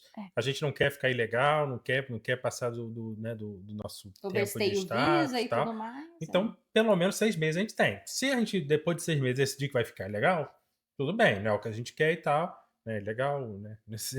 Passar do visto. Mas não é o que a gente quer, mas a gente tem esse tempo. Antes de 6 meses, a gente não vai voltar. A gente vai fazer o que for preciso para, né, conseguir alguma coisa e tal. Então, mas também, se chegar a esse ponto e a gente falar, não deu, a gente volta e começa de novo onde a gente quiser. Entendeu? Não tinha isso, né? Não tinha... na minha cabeça, eu tinha essa tranquilidade. Lógico que não tinha preocupação de ter que botar comida na mesa e tal, não sei o quê, mas assim, que se não desse, também eu não tenho vergonha de voltar falando não deu certo. Entendeu? O negócio principal que a gente falava era isso. Isso é uma coisa muito interessante que a gente observa nos casais aqui. É que, assim, isso vale para quem tá no Brasil querendo se mudar para cá. A gente vê muito que um queria muito se mudar para os Estados Unidos, muitas vezes o outro não queria. E acaba vindo, né, no embalo e chega aqui e se frustra e tudo mais. Então, é importante que exista essa unidade na hora de mudar. Pode ser que você mude de ideia se você não queria, chegando aqui você mude de ideia, se adapte e tudo mais, mas eu imagino que para um casamento seja muito mais difícil do que foi pra gente, porque a gente sempre teve isso de vamos embora, um pelo outro e tudo mais. Tamo junto e... Vamos voltar? Vamos ficar também. O que vai ser? A gente tá aí. Agora, se um dos dois quer muito, o outro não quer tanto, aí eu acho que já complica bastante. Eu imagino que sim, tem que ter uma conversa, tem que sentar e conversar mesmo, ver de fato o que o casal quer. Então aí vocês passam por essa dificuldade, e nessa dificuldade, como é que foi a adaptação de vocês com essa dificuldade em si? Eu imagino que tenha sido mais difícil ainda, porque, né, a virada de chave mesmo demora, ou ela foi um pouco rápida? Não, assim que a gente pisou aqui, a gente teve o sentimento de que a gente tinha feito a coisa certa e que era esse lugar para ficar. A gente fazia ligação para a família, para os amigos, e todo mundo perguntava, como é que tá aí? A gente tinha trazido um pouco dinheiro, eu não lembro exatamente quanto, mas era em torno de $2.000, A alguma gente coisa mandou um assim. dinheiro antes para adiantar aluguel pro seu Para irmão. adiantar o aluguel, que a gente dividia o apartamento com o meu irmão. Então a gente não tinha carro. A gente não tinha carro, a gente... Você é direto pra Kansas. Direto pra casa. Sem carro. Sem carro. A gente não conhecia brasileiro, a gente não veio, porque o meu irmão, apesar de ser brasileiro, ele veio para o community college para jogar futebol, então era só molecada americana e ele não tinha nenhum contato com brasileiro, então a gente não tinha contato de trabalho, a gente não tinha contato de nada. E a gente sem carro, a gente ficou 3 meses mais ou menos sem carro, não foi? Foi quando a minha cunhada teve misericórdia da gente. Ela falou assim: olha, eu posso emprestar um dinheiro para vocês comprarem um carro. E na verdade acabou que eles compraram um carro pra gente. Olha que legal. Não, mas eles não deram, não. A gente ia pagar. Ah, tá. Não, apareceram com mas o carro. Apareceram com o carro aqui. Toma aqui o carro. Mas tá ótimo. Né? Tem alguém pra ajudar. Mas aí a gente brinca na família. Hoje eles perceberam. Hoje eles entendem. Eles arrumaram um carro pra gente. Sabe aqueles carros esportivos assim? Baixinho, duas portas só, e a gente com criança, tendo que botar a cadeirinha atrás, tirar e tudo mais. E eles compraram o carro que eles acharam melhor, não necessariamente o carro que a gente ia fazer. Não, mas tudo bem, não foi vale a intenção, né? A gente entende, mas é aqueles moleques, né? Eles não entendiam. E ela achou, e eles acharam que eles, tipo, nossa, escolhemos o melhor carro pra eles e tudo mais, porque eles estavam de fato pensando naquela. Tadinho. Só que para uma família seria um outro tipo de carro. Mas aí ela ajudou a gente. Isso é uma coisa que a gente sempre tem na vida. A gente sempre teve pessoas que ajudaram a gente no caminho e a gente é muito grato por cada um que deu essa contribuição. Então eles foram pessoas importantes quando receberam a gente aqui. Mas a gente não tinha comunidade brasileira, a gente não tinha meios de trabalho. E aí o Ciro aplicava tudo online, tudo tentando arrumar uma empresa para trabalhar. E aí, como é que foi? Você conseguiu trabalho na área que você estava aplicando? Ou você foi para um outro lado? Né, primeiro achava que ia ser só aplicar e tal. A gente veio, acho que era março, né? Você já tinha o inglês, né? Ele falava, mas eu não falava, ótimo, não falava nada. Mas conseguia me virar bem e tal. Não entendia nada. Nada. Até isso seria uma dificuldade para mim, para arrumar trabalho, se eu aplicasse para uma empresa, né? E no primeiro momento a gente escolheu que só ele iria aplicar e eu não, porque como é que eu ia trabalhar se eu não falava inglês? Mas aí eu achei que fosse ser relativamente tranquilo, mas também a gente não tinha pesquisado nada antes e tal. Então saí aplicando para um monte de coisa e tive retorno de várias empresas, até fiz entrevistas e tal. Mas aí chegava na hora do visto, eles perguntavam, você tem autorização de trabalho? Não tenho, a gente não está fazendo e tal. Porque também, por vários motivos, mas, por exemplo, um deles é o ciclo, né, do visto de trabalho mais comum, que é o H1B, ele tem um sorteio em abril. Em abril, o sorteio. Então, você tem que ter tudo preparado para aquele sorteio. Então, eu estava em março, abril ali pedindo, então já estava ali na época, né? Então, provavelmente, até se a empresa fizesse aquilo, não estava na época certa de fazer, ia ter que esperar um ano. O que eles iam fazer em um ano para não, e o nosso visto ia vencer, né? Não tinha condição. E outras empresas não faziam esse tipo, tinha empresas que pegavam tipo transferência, né? Se você tinha o H1B para outra empresa, você podia transferir para ela e tal, mas para eles aplicarem não. Porque também é um processo burocrático que não é nem certo, né? Você tem até a loteria. Né? Então, se você não for sorteado, não foi sorteado. E aí? Aí não apareceu, e eu procurando outras coisas, as páginas e tal, até que achei uma vaga que não era diretamente uma vaga disso, tipo, não estavam procurando engenheiro e tal, estavam procurando uma pessoa uma coisa mais genérica, numa empresa aqui numa cidade aqui perto, em Lenexa. Eu apliquei, mandei meu currículo, com tudo, tipo, não era um currículo que tinha nem sentido com a vaga, não tinha nem associação com a vaga, porque tinha o meu mestrado, tinha projeto que eu fiz na Noruega, tinha tudo estava lá no meu currículo. Tipo, é como se, por exemplo, se eu fosse ser, sei lá, aplicar para ser motorista barman de ônibus, ou motorista de ônibus, qualquer coisa. E botar o currículo, o que tem a ver? Mestrado, não é nem por ser baixo, assim, mas não tinha nada a ver com não agrega. Mas aí, alguns dias depois que eu apliquei, mandando meu currículo mesmo, eu recebi uma ligação do dono da empresa. Era uma empresa pequena, até eram 2 donos, 2 irmãos. Aí conversei com ele bastante tempo, não, gostei muito do seu currículo, não sei o quê. Mas é isso mesmo e tal, que você mandou o currículo para essa vaga, mas você fez isso aqui. Eu tô com uma ideia aqui na minha cabeça, mas a gente precisa conversar melhor e tal, mas tá, não sei quem marcou de conversar até pessoalmente, né? Primeiro Uhum. foi na ligação, depois pessoalmente, aí encontrei ele num Panera.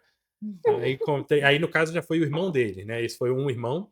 Aí encontrei o irmão dele no Panera.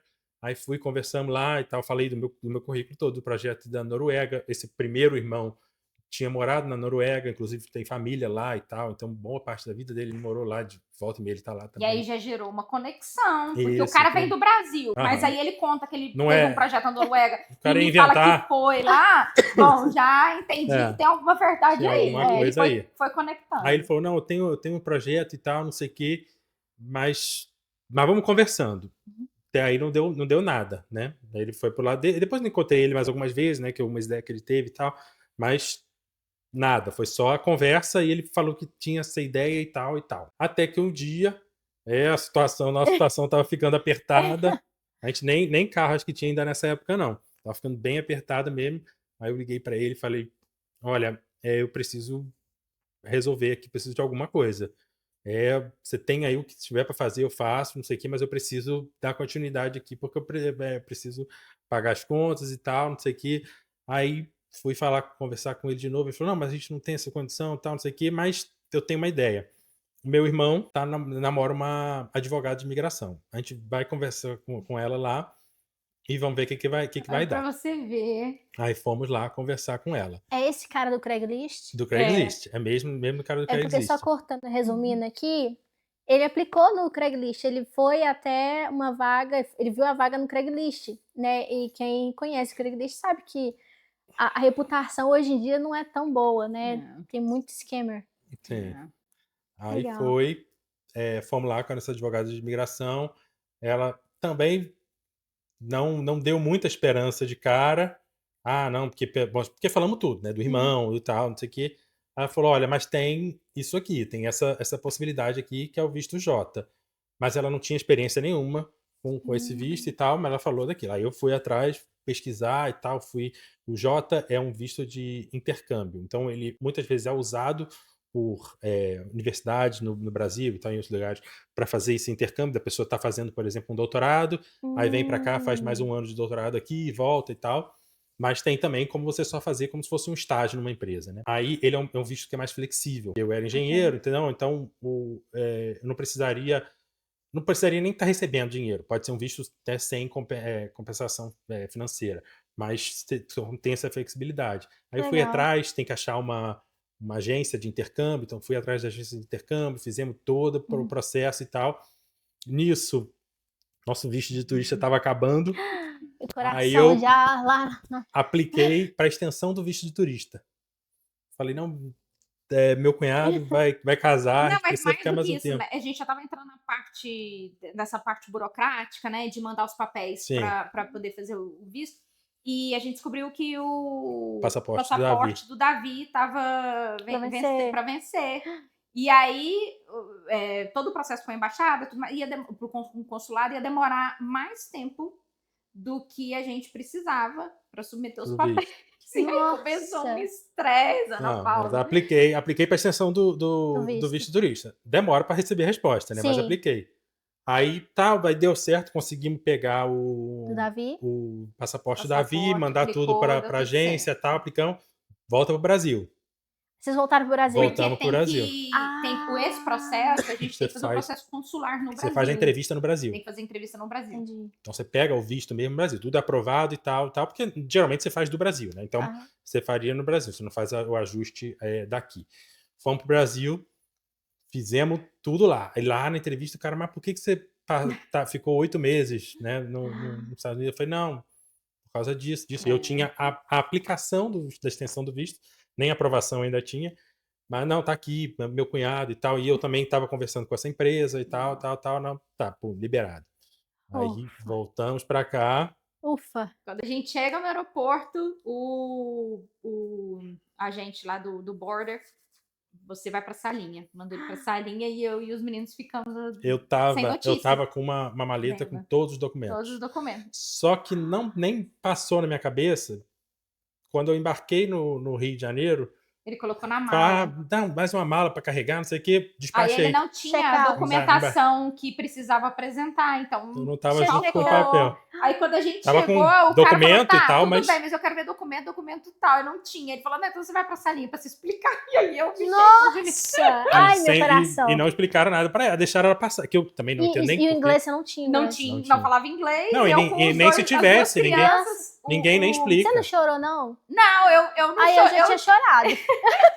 Eu já Eu não chorou. chorei, mas eu fiquei assim, o que vai acontecer? E eu nunca tinha ouvido falar da salinha também. Ah, eu tá. nunca tinha. Na verdade, eu não sabia o que aquilo ali estava significando. Então, eu fiquei tensa por não saber, mas eu acho que se eu soubesse seria pior, né? Então, só esperei. Foram 2 horas, né? Ah, Nossa, eu nem sei, pra mim Duas foram 2 longas, dias. longas. Foram 2. Então aí vocês, só recapitulando, então vocês voltam pro Brasil e aí depois volta pra cá, e aí quando chega aqui o Ciro, né, no fazer lá das malas, o Ciro põe toda a documentação dentro da mala que foi pro check-out. E aí, como é que você foi para a salinha e como é que foi esse negócio? Eu acho que pediram você para ir até a mala, né? Pegar a Não, mala me e achar a chamaram. documentação. Não, Aí... me chamaram, né? Ah, tá faltando esse documento aqui. Eu tava com os documentos normais de viagem, né? Passaporte e tudo. Mas tinha um form específico que também não fui nem instruído que precisava ter. Eu tinha que andar com ele, mas não falaram, não, esse aqui você tem que apresentar na hora de entrada. Era um documento só, um form, né? Aí, não, eu preciso desse form. Eu falei, não, o negócio é que eu despachei ele, né? Tá na mala. Tá na mala. Ele falou, não, tem certeza? Tá na mala? Porque aí a gente vai lá com você, abre a mala e se tiver lá, tudo bem. A gente confere, né, o documento, porque eles sabiam também, né? Porque já foi aprovado o meu visto e tudo, mas precisava disso por formalidade e tal. Foi na mala, peguei o negócio, né, falei pra ele qual mala, né? Então, qual é a mala que tá? Porque ele, né, a história tinha que bater completamente. E era a única mala Eles que tava querem lá. pegar alguma inconsistência. Então, você falar, tava na mala assim, você já tá falando que tá na mala. Vamos ver então se tá mesmo, né? Qual mala que é? Como é que é a história? Aí tudo bateu e ele viu que tava isso tudo aí certo. liberaram a gente. Aí a gente perdeu o visto da conexão, obviamente, o voo da conexão, pegamos o próximo, aquela coisa toda, e finalmente chegamos em Kansas City. E deu tudo certo. E aí, como que começa essa trajetória? Então, a gente sempre topou tudo que tinha, apesar de estar trabalhando nessa empresa, ele não recebia salário de engenheiro. E a gente precisava pagar as contas, enfim. Eu comecei a fazer delivery de comida, aí surgiu a oportunidade de trabalhar como helper para uma dona de schedule. Trabalhei durante um tempo como helper. Foi aí que eu tive o primeiro contato com o business de house cleaning, né? E aí eu fui entender o que era. Depois disso, mais para frente, no ano seguinte, quando a minha irmã e minha mãe se mudaram para cá, a gente resolveu abrir uma empresa de limpeza, que é essa que tem o sign ali na frente, ali, o Almeides. Minha irmã toca a empresa até hoje. E inclusive é ela que testa, a empresa dela que testa os produtos pra gente, eficácia e tudo mais, porque eu tenho a confiança de que ela sabe como fazer, né, os testes e a confiança de saber que o feedback vai ser de verdade, genuíno, né? Ela vai pedir as correções que precisam ser feitas. E então, a gente e eu não tinha inglês. Eu nunca falei inglês, os meus pais não tinham condições de pagar inglês pra mim, eu não aprendi a falar inglês. E eu tinha esse sonho de trabalhar com pesquisa aqui. Foi aí que eu comecei a estudar inglês. Eu assistia vídeos no YouTube de noite, quando eu chegava depois da faxina. Depois eu fiz um curso, esses cursos gratuitos de igreja, essas coisas. Fiz curso também. Fui estudando inglês, fui me aprofundando. E aí, no 2020, eu me matriculei numa pós-graduação da Universidade de Kansas. Uau!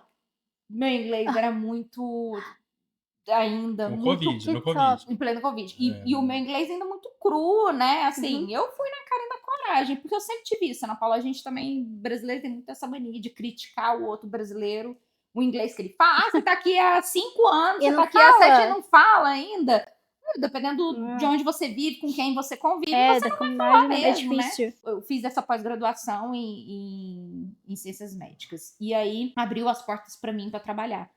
Fui trabalhar numa empresa de pesquisa chamada Icon, é uma multinacional. Depois de lá saí, fui para a Merck trabalhar produzindo anticorpo monoclonal. A gente trabalhava na fábrica, eu trabalhava na fábrica, produzindo primeiro vacina, depois eu fui produzir anticorpo monoclonal para tratar melanoma em cachorro, câncer, né? Olha que legal. Melanoma. E quanto tempo de que você chegou até você conseguir, né, aprender inglês e começar o seu mestrado? Foram, de quando eu cheguei para minha primeira empresa, foram quase 7 anos. Uau! Quase 7 anos. E nesse esquema que eu tô te falando, fazendo Muita faxina, coisa. trabalhando, entregando comida, 2 meninos. 2 crianças e tudo mais. O Ciro já tinha começado, a gente chegou em 2015, o Ciro começou o MadePad, assim, bem embrionário, aquela primeira coisa em 2017. Só que as coisas só foram acontecer muito mais tarde. Então, vamos lá. Vamos Só lá. para Não, teve muita recapitular. coisa, né? Nossa, vocês A história É, nova. Assim que a gente é, chegou, assim- depois da volta do visto, né, que a gente teve a entrevista no Brasil, chegou, a gente recebeu, chegamos em final de novembro, em janeiro, recebi a carta dizendo que o nosso visto de turista, a extensão do visto de turista tinha sido aprovada. Mas também já não importava Mas a gente já mais, estava no outro. porque a gente já estava Não, a gente já estava no outro, mas aquela aquele coisa de pedido. imigração. Já estava no outro. E esse visto era um visto de 18 meses. Então, assim, dá uma tranquilidade, mas dá uma tranquilidade com data de É porque validade. tem isso também, isso é importante dizer. Essa empresa que o Ciro conseguiu a vaga, esse visto J é um visto temporário. E não pode nem ser Eles não, renovado. a gente não tinha garantia de que eles aplicariam para o Green Card, não. Era assim, um caminho. Se eles pudessem, se tudo desse certo, ia ser aprovado. Então, a gente começou a construir, a gente queria ficar, tava super feliz aqui, querendo construir a nossa vida aqui, só que ao mesmo tempo tinha aquela insegurança de vamos ficar ou não vamos. 18 meses, 18 tá meses. chegando. 18 meses. Então, quando passou, primeiro 6, primeiros 12, aí tá, e agora? Aí Renovou. também fomos, o máximo é 18 meses. Então aí comecei a conversar com ele também, ele falou, não, vamos fazendo e tal, vamos atrás. Aí fomos atrás também, eu fui atrás de uma empresa, um advogado lá na Austrália, Califórnia, que era contato de amigo e tal, com uma paralegal lá da Califórnia. Aí fomos fazendo o processo e tal, mas aí o visto ia expirar de novo, aí lá aplicamos de novo para o visto de turista. Mesmo estando aqui já, aplicamos o visto de turista, o visto foi aprovado. E a gente precisava de um tempo. Um jeito. Tinha que dar deu tempo para poder terminar o processo do Green Card, né? Isso a gente casou, porque a gente tinha casado no Brasil. A gente era união estável mas no Brasil. A gente não Só fez que aqui não civil. vale a união estável, A gente aqui não fez vale o casamento. Aí pra cá a gente não era casado. A gente teve que casar para o primeiro visto não tinha necessidade, a união estável serviu, mas não sei porque para um serve, não serve, mas aí pro Green Card tivemos que casar, aí casamos, aí demos entrada no Green Card, o Green Card foi aprovado. E mesmo assim, o Green Card, você tirou uma parte do seu salário para pagar o processo, né? Porque a empresa não tinha estrutura para pagar. Eles pagaram parte. Então a gente pagou parte do processo também, que não é natural. Geralmente as empresas que bancam, né? E então, aí quando que começa, que você começou a trabalhar como helper, e aí você abre a empresa, né? Com a sua irmã. E aí o MadePad vem aí nesse meio termo, depois e não foi nem não por teve causa relação, da empresa Sério? dela. Não teve. Foi, eu confesso que não estava nem pensando em nada desse sentido, porque a nossa preocupação, né, nosso foco era Green Card, era terminar, né? Então, situação. Não passava muito na nossa cabeça isso. A gente estava nessa etapa, né? Eu tinha que completar essa etapa para poder pensar em outra coisa. Mas aí veio uma pessoa no Facebook, daqui de Kansas, e falou, não, estou procurando de alguém para desenvolver um sistema para minha empresa. Não sabia o que era, mas entrei em contato com ela. Aí fui na casa dela, conversei com ela e com o marido dela. Eram 2 empresas, uma dele é de piso, a dela é de limpeza. Eles estavam procurando empresa para alguém para desenvolver um sistema para a empresa deles. Olha. Aí eu vi tudo, a gente conversou e tal. Eu falei, olha, não vai valer a pena fazer isso para vocês, porque vai ser muito caro e, né? Esses sistemas para empresa, eles são muito caros, né? Quando você vai desenvolver para aquela empresa especificamente, é muito caro. Não valeria a pena, não ia. Ela quer mais uma coisa, vai ser mais um dia que eu vou cobrar. Então eu falei, não, vamos fazer assim. Eu vou desenvolver, e eu cobro só uma mensalidade de você, porque o sistema fica sendo meu, eu continuo desenvolvendo ele depois disso, né? Não fica, seu custo não vai ser maior que isso. No caso, 2 sistemas na época, né? Eu desenvolvi 2 sistemas em paralelo. E você paga só a mensalidade e tal. Aí ela, não, tá ótimo e tal. E comecei com ela e com ele. De Dois onde que você clientes. tirou, que veio essa ideia da mensalidade? Você já tinha feito alguma coisa antes? Algum Não, outro nunca tipo tinha. Não, foi de só, aplicativo ou você pensei só... assim, só Ele no pensou numa veio? sistema maneira de baratear pra eles. não Ele falou: tava. olha, se eu for cobrar, eles vão, sei lá, pagar, vamos supor, $20.000 pra fazer um sistema. Só que cada atualização, cada mudança no É um sistema, eles vão valor. ter que me cobrar. Então, assim, vai ficar muito caro pra eles. Como é que eu posso baratear isso? Ele falou: eu já sei. De repente tem mais pessoas precisando de um sistema comum, né? Só que aí você pagando a mensalidade, você vai pagar pouco, não é? Isso não representa. E dava a possibilidade de atingir mais gente, mas, né, Nossa, que não tinha legal. nada em mente ainda não, mas fiz. Aí começou, foi setembro, provavelmente, de 2017. E nisso, com esses 2 clientes, um em cada sistema, eu fiquei, eu acho que por 1 ano e meio. Só tinha um cliente. E depois desse 1 ano e meio é que fui ter o meu segundo cliente por indicação de um amigo também. Fui lá, conversei com a pessoa e tal. Aí que veio essa segunda cliente, aí veio indicação, que aí veio a segunda, a terceira, e foi assim que a gente foi crescendo. Já 1 ano e meio Poucos, por depois, indicação. por indicação, Que já ano foi mesmo Nunca foi o pagou. primeiro que você... 2017. 2017 2017. primeiro. Até o Covid, quando entrou o Covid, eu acho que eu, se bobear, não tinha 20 clientes. Então,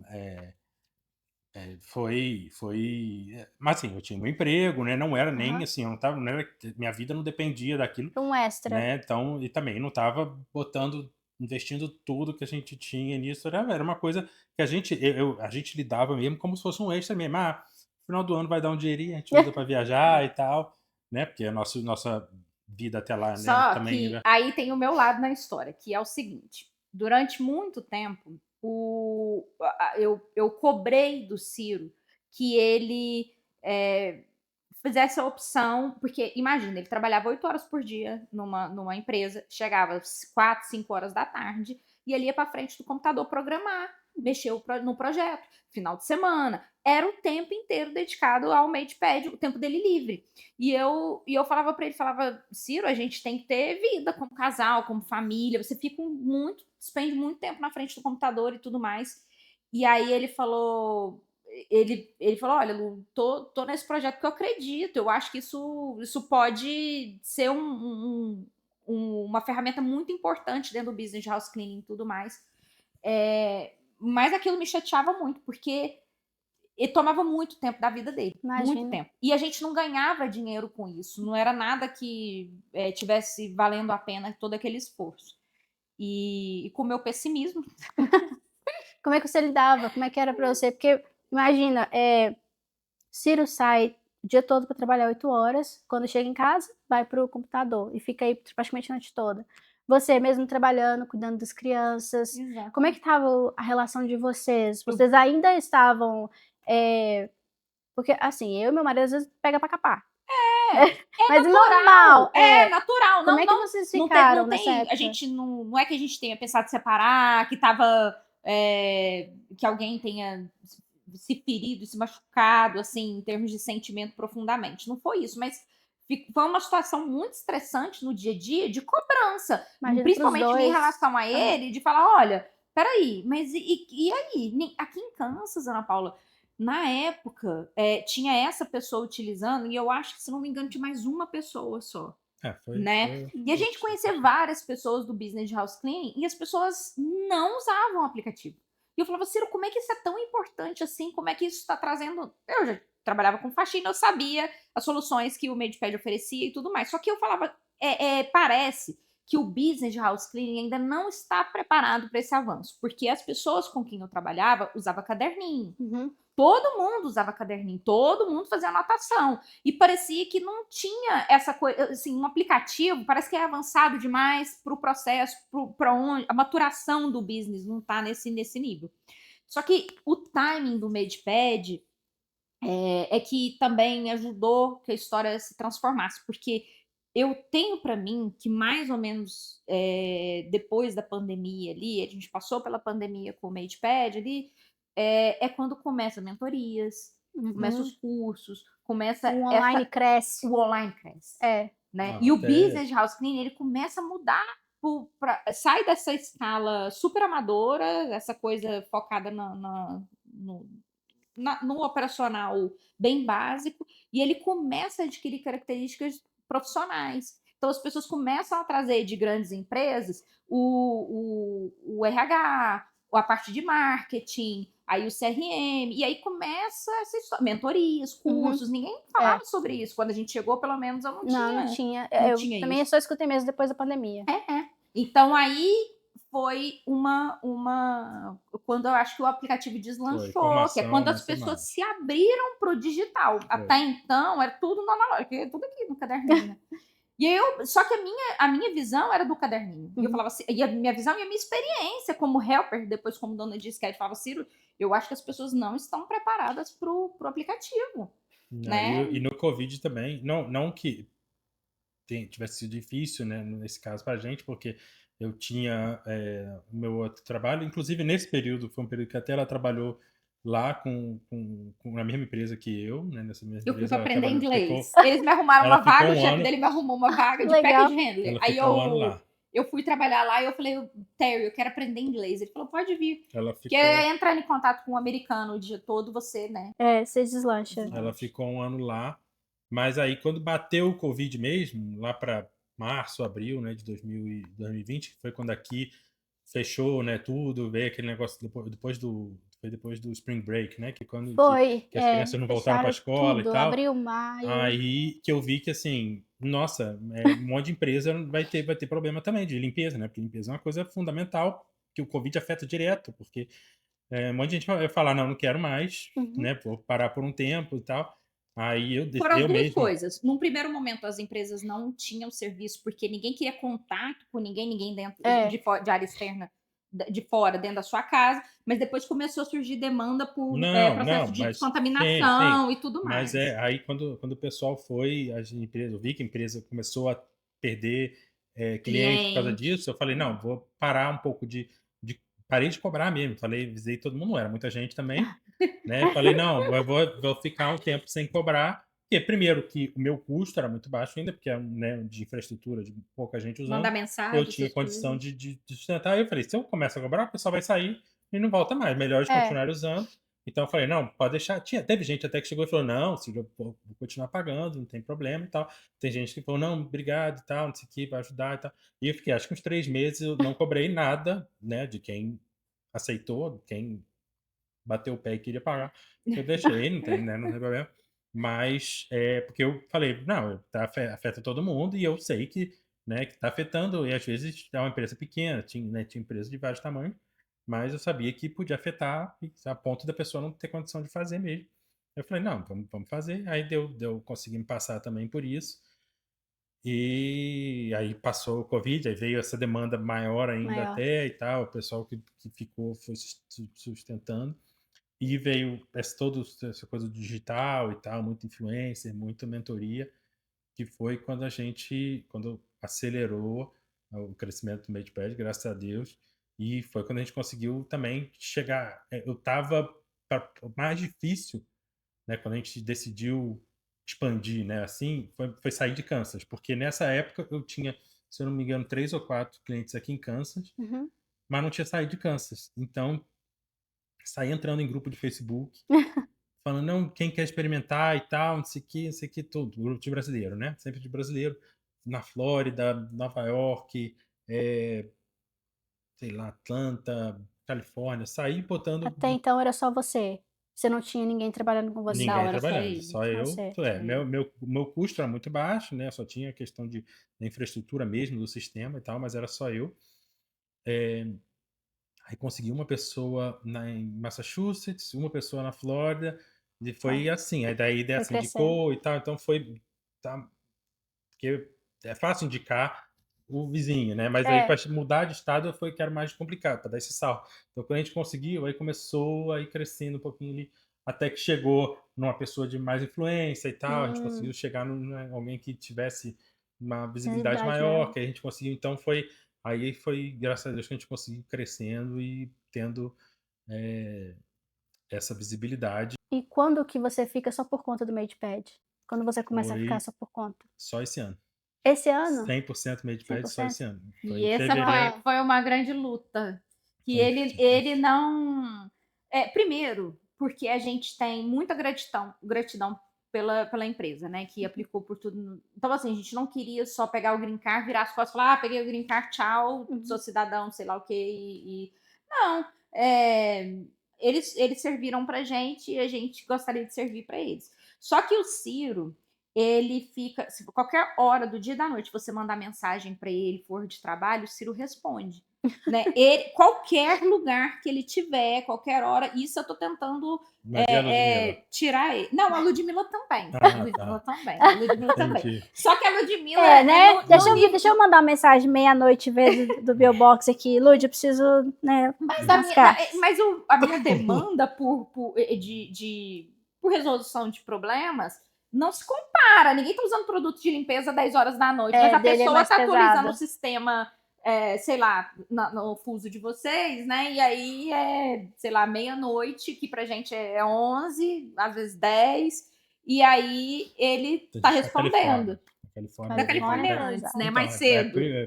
Vocês da tarde. Então, assim, aqui em casa, a luta era para que ele fizesse uma opção, né? Ciro, tá bom, o aplicativo tá demandando, agora a gente é capaz enfim, de viver do aplicativo, então, por favor, abra mão da empresa. Mas ele fez com muita dor no Mas coração, né, foi Ciro? também um pouco gradual.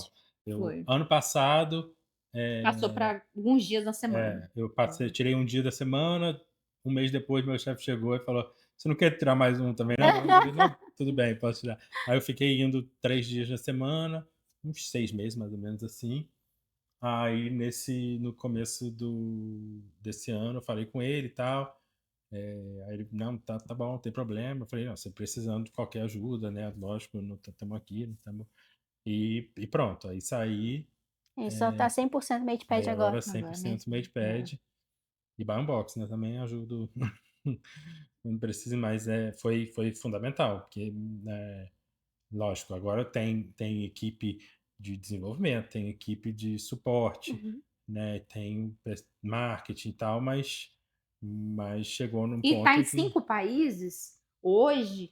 5 países? 5 países. Está são 5? Estados Unidos, Canadá, Austrália, Portugal e Inglaterra. Tem Brasil também, tem gente no Brasil. Que top. Esse eu não sabia. Mas estamos. Que legal. E como que você... O que você vê hoje assim, a dificuldade maior? Você vê em relação à questão de marketing, em relação às pessoas... Porque, assim, um exemplo, o aplicativo que a gente utiliza hoje, eu tenho uma certa preguiça, eu sei que ele tem várias outras funções, eu tenho uma certa preguiça de mexer, de fuçar, de aprofundar. Qual que você vê que é a maior dificuldade em relação ao aplicativo com as pessoas? Se é questão, assim, de vender. Ah, não, é questão das pessoas também ter essa dificuldade de fuçar e achar as coisas ali. Talvez seja de um outro, né, uma parte de desenvolvimento. Não, então, em relação a quem usa, né, o aplicativo, a abordagem que a gente faz, eu faço várias parcerias e com essas parcerias a gente dá uma aula introdutória no sistema, né? Então tem essa aula que geralmente eu que dou mesmo, e a gente também fez uma abordagem que nossa equipe de suporte, ela tá, além de disponível para responder perguntas, né? Áudio, pergunta, vídeo e tal, a gente está disponível um certo número de horas por dia para atendimento via Zoom. Então, você está no seu sistema lá, você abre o seu sistema, a gente entra com você via Zoom, você fala, não, eu estou com uma dificuldade para, sei lá, calcular o payroll da minha empresa. A gente fala, você pode fazer assim, você pode fazer assim. Então, diretamente, o atendimento é direto, não é um e-mail que você manda e 3 dias depois vai alguém do suporte técnico te responder. Não, né, nosso é bem mais íntimo, assim, né, mais direto, e também a gente faz isso para a gente ter uma resposta direta do cliente, do que precisa melhorar, do que precisa de novidade e tal. Mas, na sua pergunta, o que a gente vê que é mais dificuldade desse povo, né, de quem está usando, pelo que a gente vê, depois, por exemplo, a gente faz uma aula numa mentoria, aí tem logo aquela curiosidade que o pessoal cadastra, mas para começar a usar, né, Demora. é o que é o primeiro, aquele primeiro passo da pessoa começar a usar que a gente vê a maior barreira. Né? Então a gente chega na pessoa, a pessoa vê que aquilo é bom, vê que aquilo vai ajudar ela, mas é aquele primeiro passo, então por isso que a gente também trouxe isso. Então assim que a pessoa cadastra, ela já recebe no WhatsApp dela, do nosso sistema, mensagem falando, dando todos os recursos que ela tem, que ela pode usar no sistema e tal. A gente não cobra nada por eles, é tudo, né, a gente está incluso já. Então, isso teve um resultado bem maior, porque a gente dá esse primeiro passo junto com a A pessoa, pessoa pega de fato na faz uma mão ali, vem diferença, cá, querida. faz uma diferença muito Vamos grande. fazer. É. É. E depois que a pessoa tá, aí vai, né? Por mais que, é que nem você falou, você não usa todo o sistema que você usa. Você não precisa começar já sabendo o sistema completamente. Você tem que saber o básico, né? As funções principais, e depois você vai aplicando as outras coisas do sistema na sua empresa, né? Então, mas assim, depois que elas veem quanto que, principalmente de tempo, porque a parte que não é a limpeza, principalmente da dona da empresa, é o que mais toma o tempo dela. Você tem montar a agenda, né? Saber onde vai entrar cada um, montar, de fazer as recorrências e tudo. Avisar cliente, você precisa avisar cliente, né? Lembrar ele, porque você tem que entrar na casa do cliente. Se a casa estiver trancada, você não entra. Então, lembrar o cliente, confirmar às vezes, depois no final da semana, depois da limpeza, cobrar, confirmar que o cliente pagou ou não, tal, forma de pagamento diferente. Depois, no final da semana, fazer o cálculo de quanto cada funcionário. Então, você tem que saber, funcionário A, segunda-feira ela fez qual caso. Terça-feira.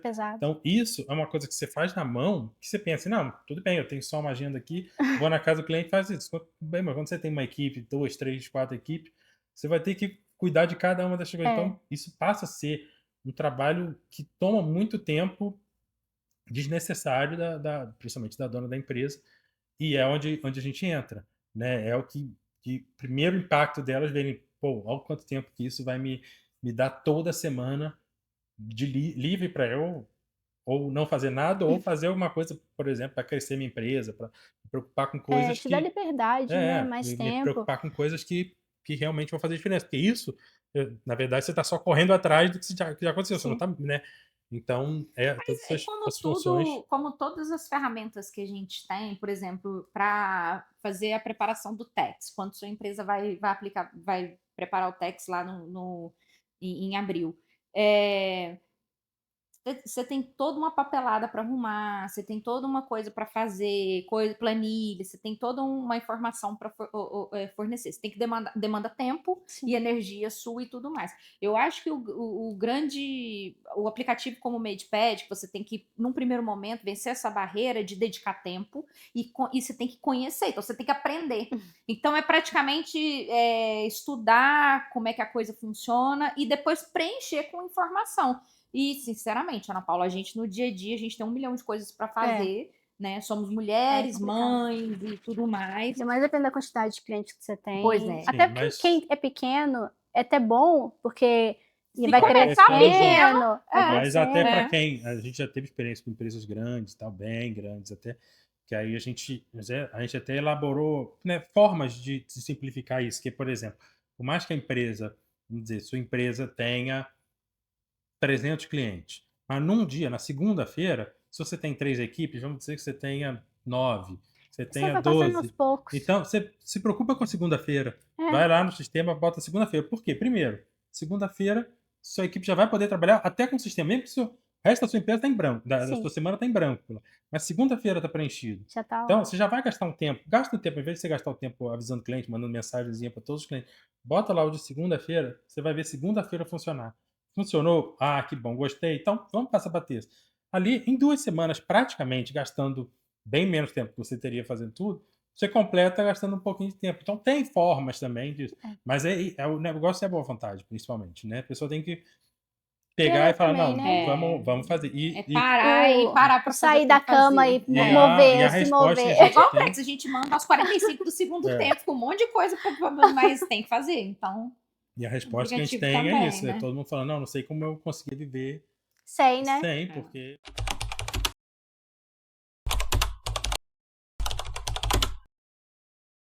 Porque agora o grande boom é a inteligência artificial. O MadePad veio com a parte de notificação de clientes, de reminders e tal. A preocupação com segurança de dados é genuína.